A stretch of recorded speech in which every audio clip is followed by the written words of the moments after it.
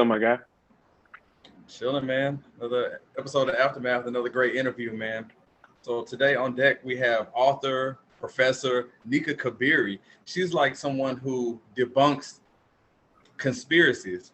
So I want to get all into it with her, man. Let's bring her in. Let's talk. Can you explain to the audience just exactly what decision you teach that? So what exactly decision science is, and also what you had to do to become an expert in that field? Yeah. So what it is basically, it's the study of two things. Like on the one hand, it's how we should be making decisions. So a lot of what I help my clients with and examine is how to set up your what they call a choice architecture. How do you set yourself up to make the best choices? So it's very what are you supposed to do? And then the other half of it is basically like a study of how we actually do make decisions, which is pretty messed up a lot of the time. So it's really just examining all the ways we mess up. We use biases, we take mental shortcuts, we get influenced by people when we shouldn't. So that's what I study. That's what I teach. And I teach it in the context of communications. So ethical communications, or how communications can help you or influence your decision-making, including the media, business content, things like that. And then, so to get here, let's see, how did I get here? I studied sociology in graduate school and happened to be lucky enough to get pulled into a department where rational choice theory was a big deal. So I worked with some academics who were really into choice theory and using economic models of choice making to understand human behavior, to understand, all sorts of things, from war to protest to, I don't know, even just, it's applied to relationships. It's all of it. And from there, I just really got interested in the idea of just how so much of where we are and what we're up against in life has to do with decisions that people made in the past. It's not like some force of nature that got us here. Like, people made choices that got us here, and what choices can we make now to get us to a better place? So that's just all of that in a nutshell. Whoops, in a very long nutshell. Sorry, I just dropped my mic here. Not intentional, not in that way, not intentionally. It's totally accidental. It's all good. It's all good. No, it's I Sunday, like the reference. man. I dropped the mic on that one. Yeah. Hopefully in a minute I'll drop it for real, but not this time. Now we're on the way to doing that right now. So Nika, let me ask you. So let's get into another thing that you're well versed in, which is some of the conspiracies that float around online and beyond. So let's talk about the current pandemic for a second, from the vaccine to even wearing masks. What's the biggest conspiracy that you've seen that you look at it and is just preposterous when it comes to the pandemic? It's like, I don't know. It's like asking me to choose like my favorite musician or my favorite baby. Like, they're equally preposterous to me. It's hard to choose. Do you know what I mean? Like, it's hard to, I think it's,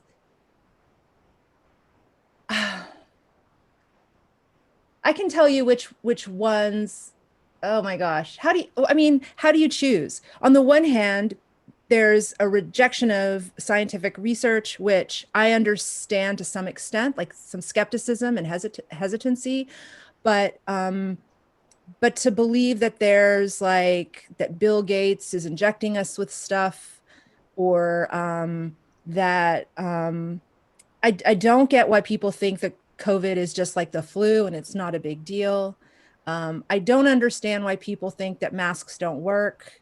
And I don't know, like, where do you start? I mean, what do you guys think? It's all kind of nuts, right? Yeah, I think the microchip one is probably the most out of pocket one I've heard about. Yeah. Oh, well, if you take the vaccine, there's a microchip that goes into your body so they can track you. Like, I don't even know if they make microchips that small, but I don't either. I kind of wonder, like, who came up with that? Like, who came up, where did that idea even come from? I kind of wonder sometimes. But I think that the important part is that you get this information and then it forms your decisions. And if it's bad information, you're making bad decisions. And in the case of COVID, it's not bad decisions for you. It's for everybody. It's for your grandparents. It's for parents. It's for everybody. Yeah, it's kind of nutty. I think some of the hesitancy I understand, like some of it I get, but those conspiracy theories are kind of crazy. For me, it was a mess. For me, it's the mass thing. Like, okay, so let's say, for instance, that there is a problem. Me and my brother talk about this all the time. So let's say for a second that the mask turns out to be something that didn't work. The biggest inconvenience is that you wore a piece of cloth over your face while you were in the store for 15 minutes. Like, you weren't that horribly inconvenienced. You put a piece of cloth over your face, essentially. Right. So I that might be the main one. I think, okay, tell me what you think about this. I feel kind of similarly about that, and a lot of complaints that people have about PC language, like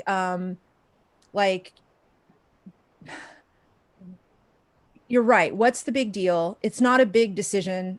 It's not a decision with big consequences for you to just put that mask on. It's respectful for other people. If it makes other people feel comfortable, why not do it? And I feel like it's the same sort of mentality or the same sort of thinking behind, like, you know, when people would complain about not using the N-word, or people would complain about not using like certain derogatory statements. It's like, it's not that hard for you to just use different language, and you're making other people feel a little bit more comfortable. What's the big freaking deal? You know, why is this such a controversy? Yeah, I think we're so into our individual rights, and we're so into being able to do whatever we want to do. I wonder how much we forget that we're part of a society that are affected with other people that are being affected by our decisions. I don't know. What do you guys think? I don't know.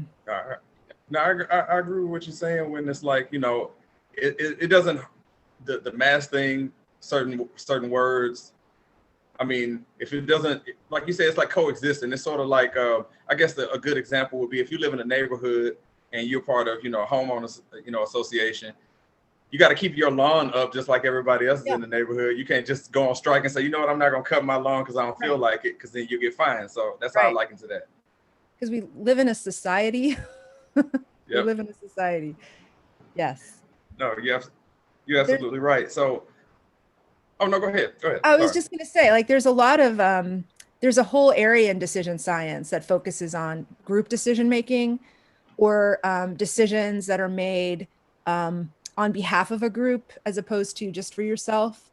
Like, you're going to make very different decisions for yourself as an individual than you would for you and your community, or you know, you as in a relationship, like with another person. Like, your decision making is going to be very different.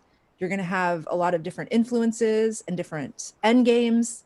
I think the trick is, too often we forget to think about who outside of our world, our bubble, is influenced by the choices that we make. And sometimes when we impact people outside of our bubble, our little, you know, personal world with our choices, it does come back to hurt us. It does kind of come back to get us, because we are part of this larger picture that we can't really forget. Nice. I like the way you articulate that. So just to remind everybody, so we're talking to Nika Kabiri. So Nika is like, I mean, the name of all the stuff that she's into is like, I mean, professor, author, so many different things that we're going to get into with her. So you can find her on Instagram, Facebook, and Twitter at Nika Kabiri. I'm going to put that on the screen so you can see that as well. She's got a book called Money Off the Table, Decision Science, and the Secret to Smarter Investing. And you can check her out at her website at yournextdecision.com. Easy, I know you got some questions for Nika. I see you over there writing, so I know you got some stuff. I got plenty. I've been writing as you've been talking. So actually, I'm gonna jump to question 2, because we're talking about group decisions. So how big of a role do you think the media plays into some of these bad decisions? It's a great question. How good can your decision be if you don't have good information, right? Correct. And that's where a lot of bad decisions happen, when we're not certain, we don't have enough information, and we aren't certain about what's going on. And that not only forces us not to be able to analyze risk very well, or, you know, predict the future, or predict the outcomes of each decision, but it also stresses us out, because it kind of makes us want to feel more in control, and that leads to other bad kinds of human glitches is what I call them. Like we might take mental shortcuts, or we might feel impulsive, and then we make bad decisions. The media is important because it's a source of information. And sometimes for a lot of things, like for COVID, for instance, it's been a primary source of information. If the media gets it wrong, then we're in a lot of trouble making the right choices. If the media gets it right and we ignore it because it doesn't fit with what we already believe, we can get in trouble and make a lot of bad choices. And that the behavioral science word for that is confirmation bias. When you already believe something deep in your heart, you're stuck to your beliefs. Like, I know that the coronavirus is a hoax, and then the news is telling you something different. We are, as humans, just a lot more likely to hang on to our beliefs than we are to be open to new information. We're just going to reject that. We're going to say, oh, that's the deep state. Oh, that's a conspiracy, because it doesn't match what I believe. Now, different people do this to different degrees, but we all have that tendency to reject, just automatically go, what? I'm wrong. My beliefs aren't right. So even if the media gets it right, if we're not open to new information, that could get us in the wrong direction. Social media is also a different kind of problem, because the way that social media algorithms work, they serve up or curate information in a particular way. So you only get what you already like, or you're likely to hear what you already believe. You're not open to, you're not forced to see or hear information that you don't necessarily want to see or hear. So that could be an issue too, where your news media feed or your news feed on your social media is just crafted to tell you what you already want to know or what you already want to hear. So there's not just the media being a problem, it's the way that we interpret the media, the way that we interpret that stuff, that's kind of a problem too. So my next question is more of, I guess, probably an opinion, but like you were talking about how you get information and make the right decisions. And I don't want to get into details about like who your clients are, but I'm very interested to know, has any law enforcement agency reached out to you about teaching that kind of course? Because I feel like with everything going on in the world when it comes to police brutality and everything like that, yeah, I feel like a class like yours or like a seminar would be very beneficial to like officers coming into the police academy. Yeah, I mean, I actually feel flattered that you would think that. I think I have a lot to share with them too. For instance, I think one thing that really comes to mind is this idea that, that we all go through what psychologists call hot states and cold states. Like, we all have periods in the day or in the week where we're kind of cool, we're calm, we're collected, we're rational, like right now, right? And there are other times where we're emotionally aroused by fear. Oh, there's my cat. By fear, by love, by passion, by worry, by excitement, even sexual arousal. We can feel certain kind of aroused. I know this is kind of, I'm sorry about this, but we feel like hot, we're in hot states, right? We're in hot states. And when we're in hot states, we don't behave the same way as we would as if we were cold and rational and cool. Like, we don't make decisions the same way. And police officers are in hot states all the time. So they're not going to be thinking in rational ways when they're in those hot states. And sometimes when you're in a hot state, your biases come out. You're not likely to think through things rationally. What I don't understand is why, and maybe they are being trained this way and we just don't know it and it's just not working well, but why aren't police officers getting better trained at adjusting for the fact they're always in a hot state and training themselves to make more rational decisions while in a hot state? Because I really do think that's possible. I think it's possible to kind of teach someone, hey, okay, this is an excited situation. I'm trying to arrest this person. They're talking back to me. Okay, what's the rational thing to do here? What is the rational thing to do here? There's got to be a way to kind of train them to do that. And on the other hand, yeah, I mean, it's they're in the hot states more often than the people they're arresting, right? Right. Like they're professionally in a hot state. Why aren't they learning how to do that better? I don't really understand. But that's one example of where I wonder when I see what's going on in the world right now, why isn't there more thought about that? Like, why is that okay for an officer to be in a hot state and make a bad decision? We're okay. Like, why is society okay with that? That should not be okay. That's their job, to make good decisions in those situations, and they're failing. No, absolutely. And like our dad was in law enforcement for over 2 decades, and he's one of the more laid back people you'll ever meet. But not everybody's like him. You know, he's been in a lot of crazy situations, and you can just tell when he tells us the story, like it didn't phase him. But not everybody's like that. Yeah. So when you had mentioned that earlier, I was like, that would be a great class for like law enforcement. So I was wondering if you had ever been reached out to about that, because I think it would be very beneficial. If you know somebody, let me know. It's really, that's where I feel like, I mean, my clients are businesses with Right. money spend on me. And what I mean is like, it's extra money. Like it's to hire somebody to help you make good decisions is not like the first thing that people usually think of when they're running a business. They're thinking of hiring an accountant, hire a lawyer, hire, employees, whatever. But that's not where I feel like the best good in decision science comes from. I don't think that I'm going to change the world helping, the Amazons and the Microsofts of the world sell more stuff. I think teaching law enforcement, or even going into middle schools and teaching, kids how to make better choices with their lives, like going to, I don't know, just there are all sorts of places that these sorts of lessons could help. But I don't know. Especially like, I know you had mentioned middle school. Like, I think if you get to them while they're young, that could help knock out some of that confirmational bias you were talking about. Some of these perceptions and feelings that these kids might have been influenced by, growing up about certain types of people. Right. But I don't know. Can I ask you guys a question? Yeah, sure. Do you think most people are open to being told about how to make better decisions? Because I wonder if people feel like they're, hey man, I know what I'm doing. I made choices my whole life. I don't need you to come and tell me how to make choices. No, to answer your question, frankly, no, I don't. Like, No, especially in corporate America, which is why why it intrigues me that that's a good bit of your clientele, because I feel like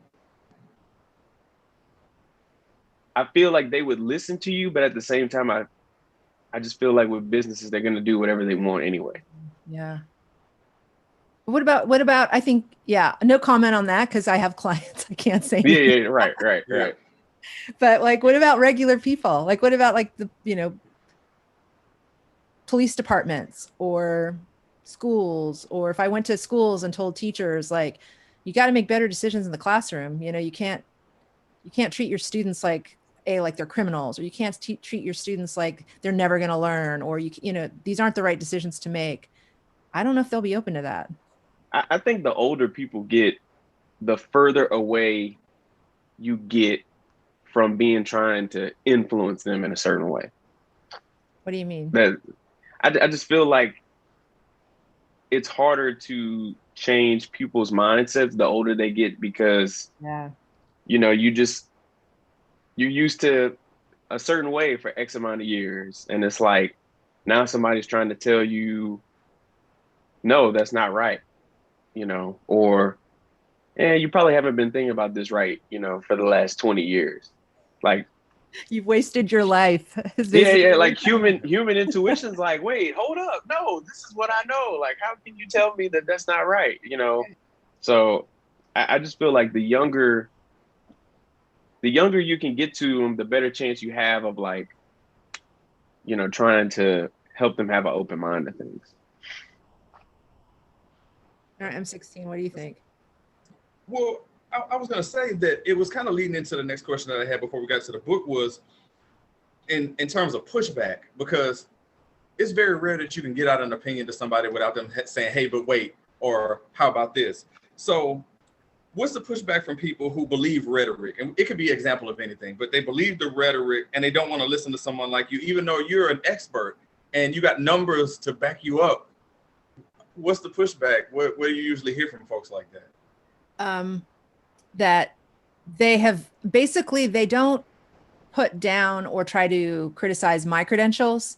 They puff themselves up a little bit. Like they'll say, well, I've done all this research. That's what I hear a lot. I've done all this research, or I have all this experience. You don't have my experience. You haven't seen what I've seen. So it's sort of a one up of, and I haven't. Like I haven't. You're a professor. I know, but okay, here's an example. About a week or two ago, there was a guy who wanted me on his podcast, an African-American guy, if you can believe it. He wanted me on there to explain to his audience why people can't just believe how great Trump is and how Derek Chauvin is innocent. And I sat there on the phone with him for an hour trying to get him to see the light in a way, trying to get him to see beyond just his opinions. And I have no idea where he got there, how he got there. But he told me, this is what he told me. I have done, all I do all day is do the research. All I do all day is look at the facts and the data and the information. And he sent me links to what he's looked at. And I've never seen that information. I mean, it wasn't genuine. It was fake, right? But it's still information I need in order to make a fully informed decision. And you have to vet it. You have to, like, okay, here's this kid. He's pimply faced. He's like sitting in his basement and he's like making some crazy argument, and it's not really based on fact. It's not rational, but it's compelling. And it's kind of, I don't know. It's like soap opera-y, you're like, really? I can't wait to hear what's next. And he's right. I've never seen that stuff. I don't pay attention to that stuff. I don't have all the facts he has.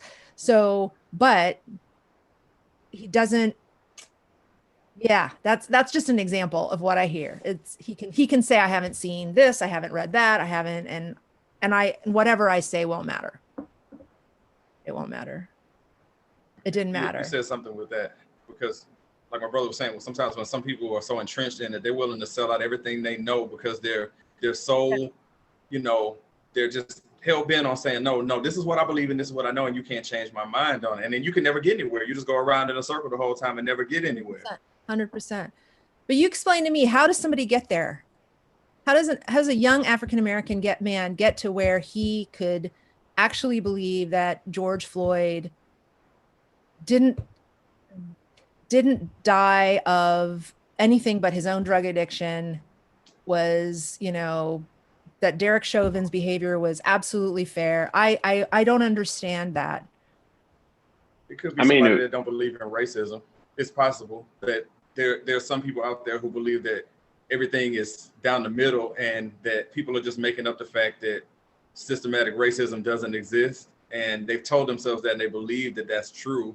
And they're saying, well, the police are here to protect us, which in theory, yes, they are. I mean, Ez said it. Our father was a police officer for 2 decades. If I talk to my daughter, she feels like the police are here to help me, and that's how it should be. But in cases when you start talking about minorities, it's not always the case with that. So he might be somebody who doesn't believe that that's actually true or hasn't experienced it for himself yet. And there's nothing you could do to explain to somebody who doesn't feel that it affects them. Yeah, for me, I'm intrigued by his background. I want to know his story. Like before I even get into the argument or the debate about that whole thing, like I'm interested in his story. Like what was his upbringing?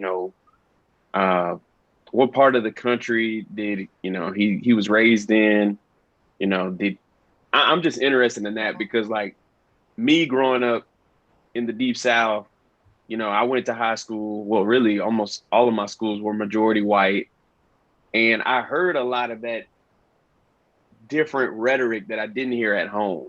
So, was it one of those things where he just agreed more with his friends, or, is that something that, he was told at home? I'm just very interested to know his background because, to me, this sounds like somebody that probably doesn't live up north or on the West Coast. This sounds like somebody that might be from the South. So I'm just very interested to kind of see what his upbringing was, what type of friends did he hang around, that type of thing, because, like it's just different when you grow up with a lot of people of different races, because you get introduced to different opinions.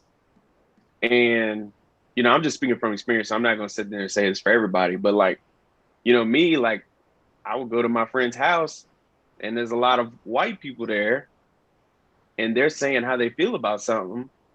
And sometimes you just kind of have to be like, okay, because you're in a corner, not realistically, but you're kind of in a corner by yourself because you don't agree with the rhetoric, but you're like, I'm not sitting here trying to cause a controversy, and then it's like 9-on-1. So I'm very interested to see if he had a lot of interactions like that growing up, or that. I'm intrigued by his background and anything. Yeah. I don't think that's something that happened overnight. I think you're probably right. I think you're right. It's just really interesting. I'm gonna say, Nika, this subject right here, we could stay on it forever, but I wanted to I wanted to ask you about your book, because we could, like I said, this part, my brother tell you, when we start talking about this stuff, I start getting triggered. We start going into it, but I got two more questions Money Off after the book. Okay, Money Off the Table. Can you talk about what the writing process was for that, and did it meet or exceed your expectations on what you thought doing a book would be? That's a good question. I just want to start by saying I never think anything I do is good enough. So I didn't think it exceeded my expectations as far as the work that I did. And knowing your job, you probably write a lot. So and in my head, it's all like not good enough. The process. Are you guys interested in writing a book? Is that why? Probably never take on that task. I may be able to dictate to someone else to help me out if that's the case, but I could never just. I'm intrigued by it, but I'm not. I guess I don't have a topic to fully commit to, but it's something I've thought about. Right. I think it was not as the process of writing it, like putting a book together, felt a lot more daunting and kind of scary and overwhelming than it actually was. Because if you really have something, I mean, to your point, Easy, if you really have something to say, like that you're committed to saying, if you have a message to send to the world, then it's just a matter of having the discipline to structure it well, outline the chapters fine, and then do the work to write it. And in my head before, we started writing this book, me and my partner, my co-author, Tony, it just felt like, like this seems like a book. It's a big deal. But at the end, it's just a bunch of thoughts, ideas that you've structured really well so that people can follow along. And it's like writing, multiple papers that fit together. And it wasn't as hard as I thought that would be. I think for me, the hardest thing is that I don't care about investing. I don't know much about investing, like that information. And it's a book about investing. So I had to rely on Tony, and I had to really understand what he was saying, because a lot of the stuff I didn't. So I had to really study this subject that I wasn't interested in. That to me was the hardest thing. So if I would give any advice, it's just make sure your heart's in it. Make sure it's something you really love and you want to say. Because if it's not like the book is impossible otherwise, it's just much harder to write. So when you were in school, I'm assuming you have your PhD or even in your master's program. Did you have to write a thesis? Yep. I wrote a thesis and then a dissertation. Yeah. And it in graduate school. Okay. How would you compare the two, between writing a thesis and then writing a book? It sounds like the thesis might have been easier for you. Dude, nobody ever asked me that. And I always wondered, why doesn't anybody ever ask me that question? Because it's kind of, it's similar, but it's not similar. Okay, so here's the big difference is that my dissertation in graduate school, it was a book. but they kind of tell you they guide you. They tell you what needs to be in the book or how it should be structured. And your audience is like 5 people who are in your committee. And Right. they're guiding you along and then they're judging you at the end. So um, it with the book, with the Money Off the Table book, you're writing this thing on your own. No one's telling you along the way if you're on the right track. And then when it's all over with, everybody gets to read it, which is kind of, because if it sucks, then that's not It's printed. You're it's screwed. You know. you're Yeah. exposed. That's the most. If I've ever thought about going back to school, that's the most daunting thing about going back. Not because, I mean, it is hella expensive, but the fact that I would have to write like a 200, 300 word, page thesis on something just freaks me Yeah. the hell out. That's why it takes like 5 or 6 years. That's why people take so long. And there are, it's possible. I didn't pay to go to graduate school. I actually got really lucky. It's possible for anyone out there who wants to like go back to graduate school, go back to school. There are programs where if you get accepted, they'll give you a waiver for your tuition and pay you a little stipend if you work, like if you work as a teacher's assistant or teach classes or something to kind of offset the costs. So I actually got paid, I don't know, I think I made like $15,000 a year. It's not much, but yeah, you're pretty broke. I mean, you can be, but you don't have to be in debt. So that's an option in case. Yeah. But yeah, That's good. anyway. No, it's not. It's hard. It is hard. You said you had another question too? Yeah, I got 2 more. So, Okay. so how do we get better about deciphering between fact and opinion? Because I feel like today's culture, we're just very opinionated. We're a lot more touchy-feely about things, and we get offended when research and facts are presented, and it's like, hey, 16 is not giving you an opinion, he's telling you facts. Like, how do we get better about that as like a society? I'm not asking you to solve the world's problems, but I just feel like that's something that Thanks. uh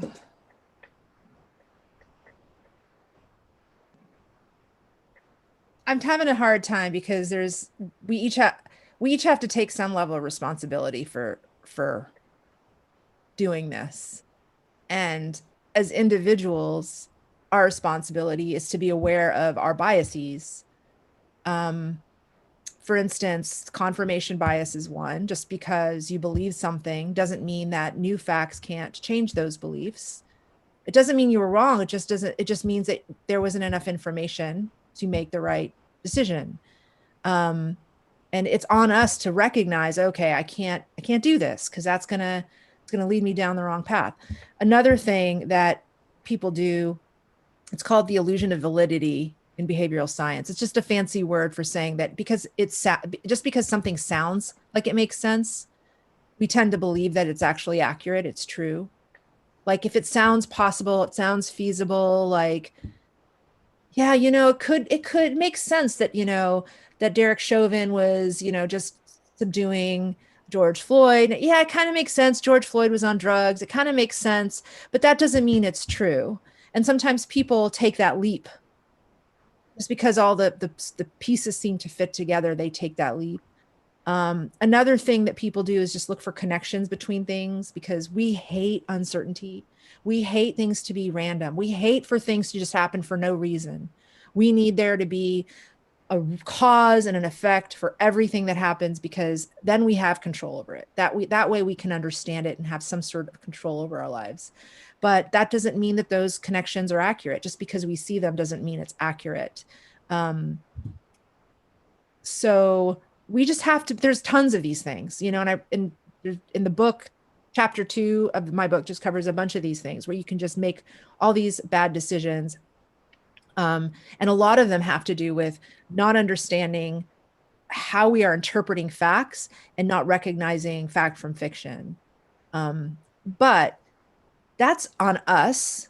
And that's almost easier to do than it is to get other people to do that stuff. Like, how do you, my struggle is, how do I get other people to want to recognize that they're susceptible to all these biases? And the reason that's hard is because and this is again, human brain, human nature, we are likely to believe that we know more than we actually know, and that we can do more than we actually can do.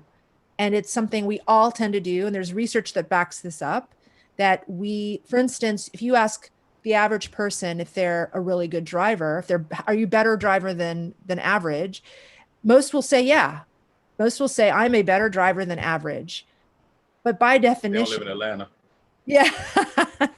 Right. Or Houston or Seattle but by definition, like, you can't be, like, most people can't be better than average, because average is where most people are supposed to be. Like, average is where everybody kind of like, so, but we all think we're better drivers than we really are. There was a study done where they asked college professors, are you better or worse than your peers? And 94% say that we're better than their peers. And these are college professors that should know statistics and should understand that the right answer is, oh, I'm about average, because most people are about average. But we all think we're better, we know more. And so it's hard to get somebody else to change their minds. It's hard to get somebody else to it's like, the only way I know is to keep on doing what I'm doing, keep writing, keep doing podcasts, keep talking, and keep telling people that, hey, we all do this. Nobody's stupid. Nobody's an idiot. Nobody's dumb. We all are all just human. And at some point we got information that was probably not right, and we're making snap judgments, and we feel too overconfident, and we're all doing this at the same time. So let's at the same time get our crap together and make better choices. But I don't know how else to do it. It's kind of a long-winded answer to say I don't know, but that's my answer. No, it's good. I mean, it makes sense. It's tough, man. It's so tough. I mean, I'm sure you've had a lot of conversations with people yourselves, a lot on this podcast, even probably, where, you just can't get through. You can't get through to them. You don't know why they won't even entertain your point of view. Yeah, it's not easy.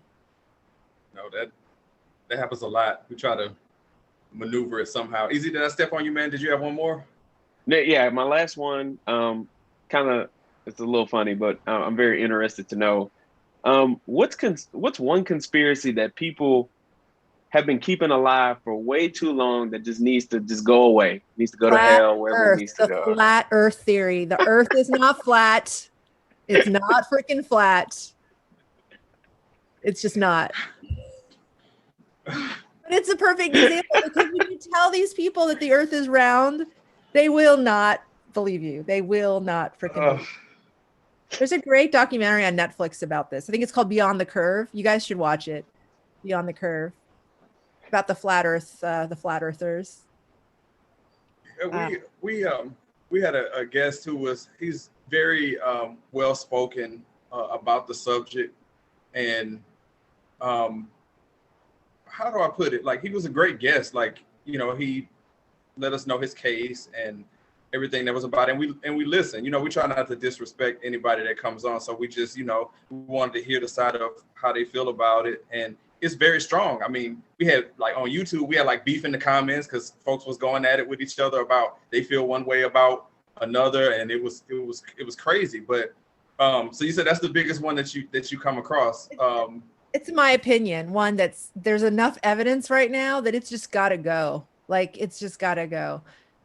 And smart people believe it. I'm not saying they're dumb. I'm not putting them down. It's just beautiful, smart, intelligent, wonderful, curious, caring, passionate people who are good people in the world are spending their energy believing this and perpetuating this and pushing this. And it's just not true. There's so many to choose from. I just had to ask. What are yours? Tell me, what are yours? One comes to mind for me real quick is that somehow Corona was Corona to like hurt Trump or whatever, or it's just made up. But we've got we're closing in on 600,000 people that have passed away from this disease. So yeah, that would be the main thing, that somehow this deadly disease is made up somehow. That one is one for me. That is a complex hoax when you have all of these people in on it, right? Where they're Yes. literally dying just to keep this hoax alive. Yeah. Yes. It's far out there. Good one. Actually, that's better than the flat Earth, because people, the consequences of believing that are really, really serious. It's cute if people believe the Earth is flat, but it's not cute when people believe that COVID's a hoax. Yeah. I agree. Ez, did you have one? I think for me, it's just this whole thing that the government's watching us, and the government just wants every detail about everything that we have going on. For me, that's the one. There's way too many people in the U.S. for the government to really give a flying F about what each of us are doing. Are there things in place where they monitor certain people because they could be threats? Absolutely. But I think that the government has enough intel to know the difference between the three of us and a legitimate threat to our security. Interesting. So easy. So you're saying that Mike in Michigan, who's playing Call of Duty, is concerned that the FBI is looking at him, but nobody's checking for Mike from Michigan because Mike in Michigan. What's the one you use all the time? Jeff from Des Moines. He's concerned because the new traffic camera at the light is tracking his license plate and trying to figure out where he's going. No, Jeff, the camera's literally there to make sure you're not going 7 miles over the speed limit. It's not. So there's another behavioral economics phenomenon called the spotlight effect. This is this is where we think people are paying attention to us more than they actually are. So they did studies, for instance, where people wore T-shirts out in public that were kind of embarrassing. I don't remember what was on the shirt. It was just kind of embarrassing, or not something they would comfortably wear. And then they would ask, other people, okay, so what was on this person's T-shirt? And nobody would remember, but the person wearing the T-shirt was so self-conscious because they thought everybody was noticing. I think that we all I think people was it Jeff and Mike? Is that who are these real people? Yeah, you got Jeff in Des Moines and then Mike in Michigan. Those are just our people. They're generic names that we use for examples, Kevin in accounting. Nobody cares what he's doing. We just make up these. Gotcha. Yeah. Well, Mike and Kevin and Jeff and all those guys, they might just be thinking people I don't know if it's importance or self consciousness, but yeah, there's the fact that they think people are paying attention when they're not really paying that much attention. That's an interesting one. But you should watch, there's another Netflix documentary I just saw called Coded Bias, which is really, really interesting because the government might not be paying attention,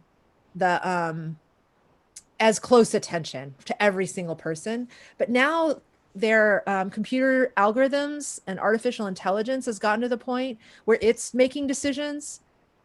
It's not really watching, but it's making. Did I freeze out for a second? I didn't freeze out. No, okay. Not on my end. Okay, that these algorithms are making decisions that could be racially biased. That aren't what I think Jeff and Mike are worried about, but are worth worrying about. So, that is one thing that creeps me out. Yeah, is that we're giving these robots human capabilities and things like that. I'm not down with that whatsoever. And the people programming these machines that are writing these algorithms and this code, when they are biased, when they're racially biased and the code becomes racially biased, and then you assume because it's a computer or it's math or it's it's science that there's no bias, that's not the right assumption to make. That becomes really scary. And that documentary just sort of shows how that plays out. It's pretty disgusting, actually. It's more, to me, that's more scary than nuclear war. It's really. I think I have to say here, but we have I have one more thing I want to get to, and then we have a little game that we do with our guests here to kind of loosen things up, even though we've been loose here. But you're absolutely excellent guest, totally brilliant with the things that you have to say. So we enjoyed talking to you. So if we missed anything, I mentioned earlier about where we can find you online, but do you have any upcoming projects, or if I missed anywhere where you're online, can you please let us know so we can have that out there? Yeah. So I have a website called yournextdecision.com. And I'll just be really honest with you. I don't feel like it's perfect yet. It's not right, but because everything I do isn't good enough. But if you subscribe and it gets better, I will send you newsletters with updates along the lines of what I'm saying, like tips on how to improve your life, an advice column here or there. Yournextdecision.com would be a good place to go. And then just follow me on Twitter at Nika Kabiri. Nice. And all that's gonna be in the description, and I'm also gonna plaster that on the video as well to have that out there. Thanks. So yeah, no problem. So we've had a conversation that was serious, but you know, we mixed in a little humor. Now we're gonna actually get into a little bit of humor. So we got this thing that we do. All right, no, don't be scared. We're gonna learn some stuff about you here. Right. So it's called Don't At Me. And so basically what Don't At Me is that I'm gonna ask you a few questions. Perfect example I like to use is, okay, Nika, do you like Coke or Pepsi? You would say, if you like Pepsi, you say Pepsi, don't at me. Like you're on Instagram saying, this is my opinion, don't at me. That's it. So you just answer the question and say, don't at me. Okay. All right. Gotcha. So I'm interested to know some of these, also with my brother too, because he probably got to jump in on this too. All right. So when it comes to eating wings, so eating wings, what do you prefer, flats or drums?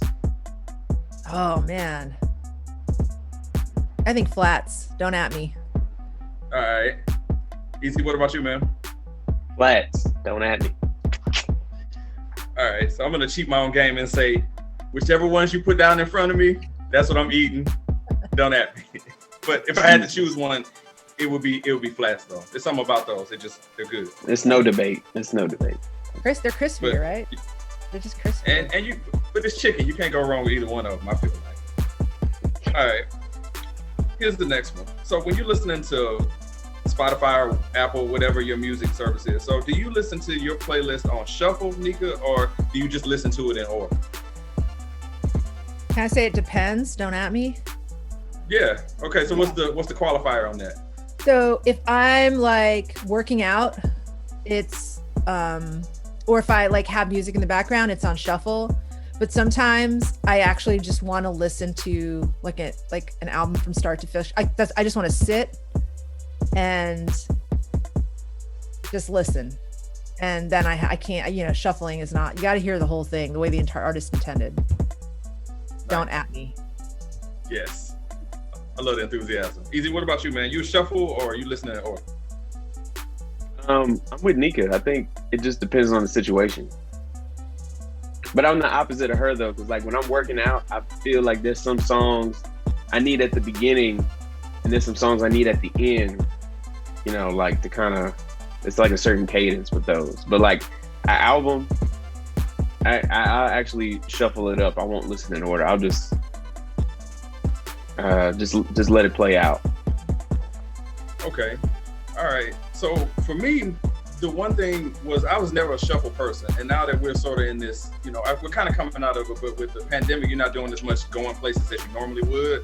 So I was more of a shuffle person in the car, but if I'm like at home and I'm listening to something, or if I'm listening to Alexa, whatever way it is, I'll just listen to it that way. So I'll just say that I listen to it in order. Don't at me, just based on the fact I do it more listening in order.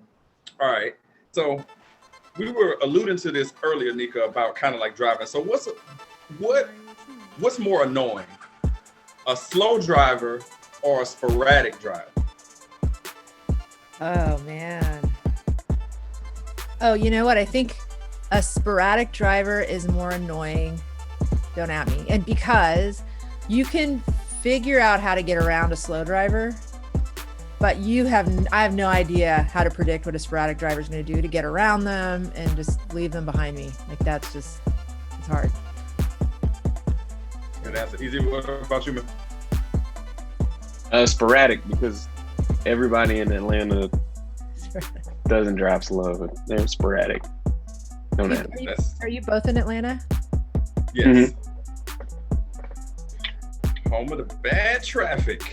For me, let's see, slow driver or sporadic? It's definitely sporadic because a slow driver, I'll never had the opportunity to be behind him. My brother will tell you, because he's been in the car with me many, many times, that I have a thing with, I can go a little fast. Is that fair? Easy? Yeah, he thinks he drives a Ford Mustang or something, but What does he drive? What do you drive? Are you allowed? Can you say? I got just a Hyundai Elantra, so you know, it's not like I'm tearing up the road, but he's had this look over there in the passenger seat before, like, we'd like to make it there, you know, in one piece if you'd like to just pay attention to what I just didn't know if he had, you know, pumped it up, if it was a V8, and I just didn't know that they sold it in that kind, or if it was still a 4-cylinder. A V8 up in here in his head. Up here. Yeah, I think that's what it is. That's what it is. A V8 that's still very efficient on gas. Yes, but it's definitely sporadic though. The slow driver, I'll never see the slow driver because I would have passed him up, and it's a football field behind. I'm gone. Yeah. So up here in Seattle, it's just slow drivers. Like slow drivers, it's annoying. You think that drivers are bad in Atlanta? I grew up in Houston, and I thought the same thing. Just sporadic. They're all. Oh my God, Houston! Jesus, it's crazy. Christ. And then I moved up here, and I just almost wished for Houston drivers because at least they were moving. Like at least they were, you know, they were like we were all going. But here it's. Yeah, everybody in Houston thinks they're in NASCAR. Right. And yeah, then you never know where they're going to start shooting guns out the window if you like piss them off. That's the other thing that's. Yeah. Oh my gosh, good old Texas for you. The right to bear arms. All right, here's the next one, Nika. So is it pronounced vase or vase? Don't you think vase just sounds kind of like stuck up? It's very bourgeois, to say the least. Yeah, I say vase. Don't at me. Yeah. Vase just sounds like I should have a cigarette holder or like a cigar, like a pipe or patches on my. I don't know who's gonna be the guest that pisses you off one day when they say the opposite that nobody says, but I hope it's soon because you've done this on a few words and everybody that has picked the normal one, but we're gonna get to one person that's gonna say the unorthodox one. Okay. Yes. Okay, so how do you guys say the thing? You know, when you have wrinkled shirts and you like try to straighten it out, how do you say that word? Oh, so you're ironing? Say it again. Ironing? Iron? Yeah. Yeah, see, I've always said iron because I like spell it out. Yeah. Isn't that weird? I don't know. It annoys me when people say iron because I'm like, that's not how it's spelled. But everybody says iron. Everybody says I think that's the scholar in you. Is it? I think it's. I thought it was so. Because English is my second language. Because I came here when I was 2 from Iran, and I had to learn English from scratch. And maybe I learned it the wrong way. That's what I thought. I don't know. Maybe it's a scholar in me. I don't know. I may have to borrow that question for a future Don't At Me and see what comes out of it, and see how that works. Somewhere in the universe, there's a person who says it the way I say it, and they're lurking in the bushes, like my brother said, waiting to make me angry. Yes. Yes. So what about you, Easy man? Is it vase or vase? Of course it's vase. Is it? Yeah. Next question. All right. For me, it is vase, but like if I've got my like my wife some flowers, I'll mess with her and say, you know, I got you this beautiful vase, knowing full well that's not how you say it, but I'm just doing that just to be annoying. Well, it sounds more expensive. Like you bought her a more expensive gift if you say vase. Yeah. Yeah. Instead of getting it from beautiful. Instead of getting it from Safeway, you got it from the antique store. Right. Yes. I got you a vase. Yeah. Yes. All right, so Nika, we got the last one here for you, and this is an all-important one. This is earth-shattering right here. Oh God. Okay. So which one is better, high C fruit punch or high C orange? Oh, fruit punch. Don't at me. It's the fruit punch. I don't know. I'm always, as long as I've had memory, fruit punch has just been my flavor. Sorry. All right, let's see. Let's go around the room and see here. Easy, what about you, man? I got a feeling you might be going one way, but you shocked me in the past. High C orange. Don't at me. Yes. So how is that possible? Why? Fruit punch is so much better. I feel like there are All better the fruit punches out there. Okay. High C orange is, to me, it's the staple. I don't think anybody makes an orange flavored drink like that one. So, yes, it's orange to me. Yeah, for me, and I'm so glad too that McDonald's got their head together and they're bringing it back. Thank goodness. So yeah, it's High C orange. It's not that fruit punch is bad. It'll just be like if you order and say, "Hey, I want High C orange." I'm like, "Oh, we only got fruit punch," and it's like, "Well, okay, I can deal with fruit punch, but I would have really preferred the orange, but that's okay. We'll deal with the fruit punch." So let me throw. Okay, so Nika, you're playful. Let me throw in a bonus here. I want to mess with my brother. All right, so you sitting down. You about to have you a nice PB&J, strawberry or grape? Oh man, no, I can't decide. No, please, we need you to. Thing. No, we need you to. Okay, then it's grape. If I have to. Let's go. Yes. Thank you. Like my brother acts like when I brought the grape is the best thing to the table, like this was, like your lessons. Oh no, nobody eats grape. It's definitely strawberry.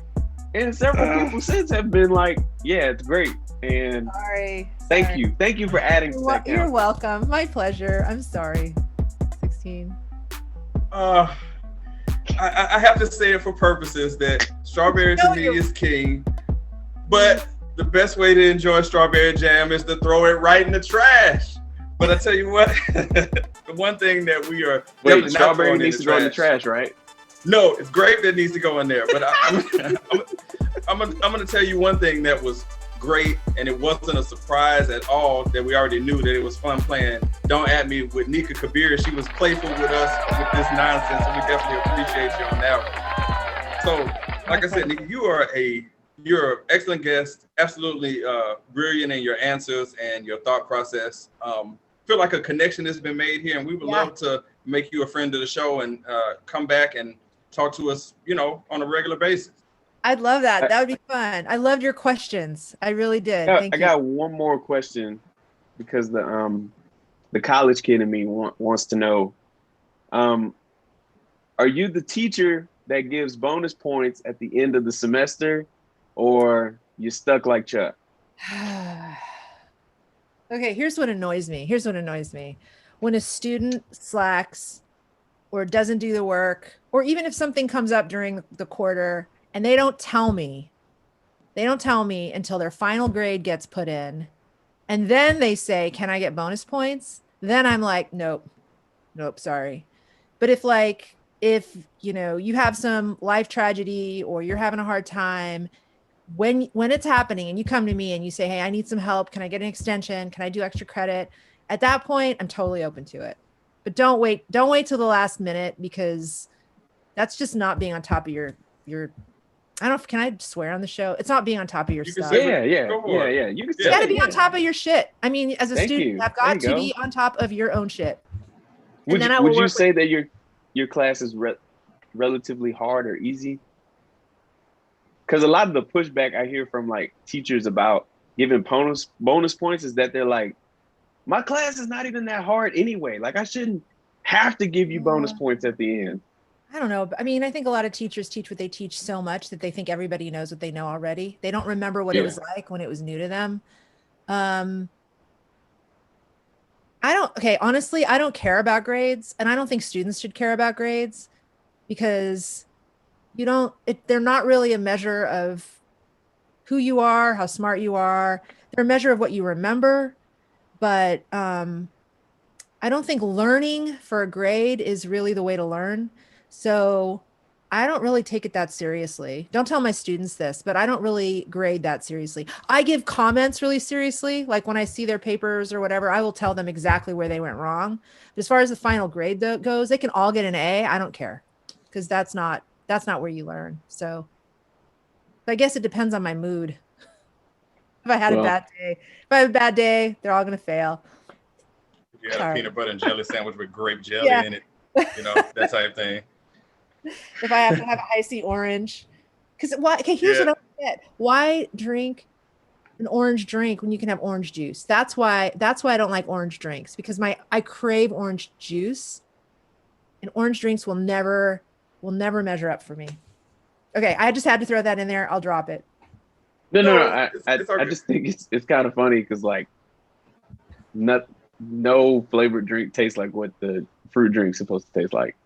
But fruit punch is like by nature artificial. It's like supposed to be artificial. Right. You know. But we'll drink up either one anyway. So I wanted to put out there again, so you can find Nika on Instagram, Facebook, and Twitter at Nika Kabiri. It'll be magically right there on the screen. The book, Money Off the Table, Decision Science and the Secret to Smarter Investing. And please do not forget her website, yournextdecision.com. Nika, again, a pleasure. Thank you so much for the time. And we just look forward to the next time so we can continue our discussion. But it was great. Same. It was fun. I really enjoyed it. Thank you so much. Easy.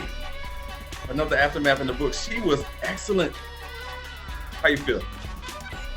I need to sign up for one of her classes. Maybe she's teaching a certification or something, man. I feel like I need to learn how to make better decisions.